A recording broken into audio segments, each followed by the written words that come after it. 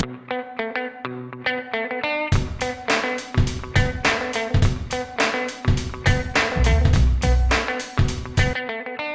this notion of flow, right? Everyone wants that. This notion of deep engagement, you lose track of time, you're really clicking in your work or some kind of activity. But talk about how you get from flow to mastery, mastery being one of the things that you talk about in terms of a major driver of accomplishment and satisfaction. There's a big conversation going on around mastery right now. The whole, as I said, the Tiger Mom question, is this about practice, practice, practice? Is this about discipline, discipline, discipline? What is it? Well, I'm all for practice, practice, practice. I think there's a huge amount of evidence that shows that we have, in some ways, oversold the importance of innate talent and undersold the importance of dedication, persistence, practice, and so forth.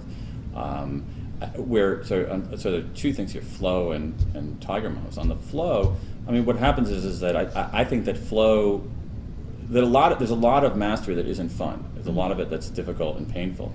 I think what happens is that those moments of flow kind of give you the emotional reservoirs for getting through the more difficult part, because there's a kind of there's sort of plateauing. It's like if you practice and practice and practice enough, you get good at something, then you can have those moments of flow. You're like, oh my God, this is so transcendent. And then in order to get any better, you have to practice even more. So I think it gives you those kinds of emotional reserves to allow you to deal with the fact that much of the day-to-day process of getting better at something isn't inherently fun. So I think that's how they work together.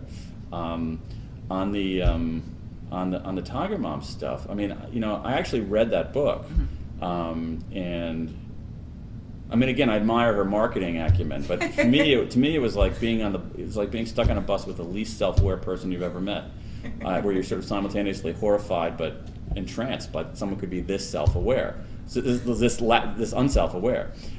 So basically, she seems to be trying to very much control her kids. And it's possible to control anybody into some form of compliance. I think that people would be much better off reading the work of Carol Dweck, who has, I think, a much more scientifically based, much more enlightened, much more accurate view of human potential, where she says, what you really that you want to have this notion that intelligence, that ability is something that isn't fixed, but it's something that you can grow, and you can grow through practice.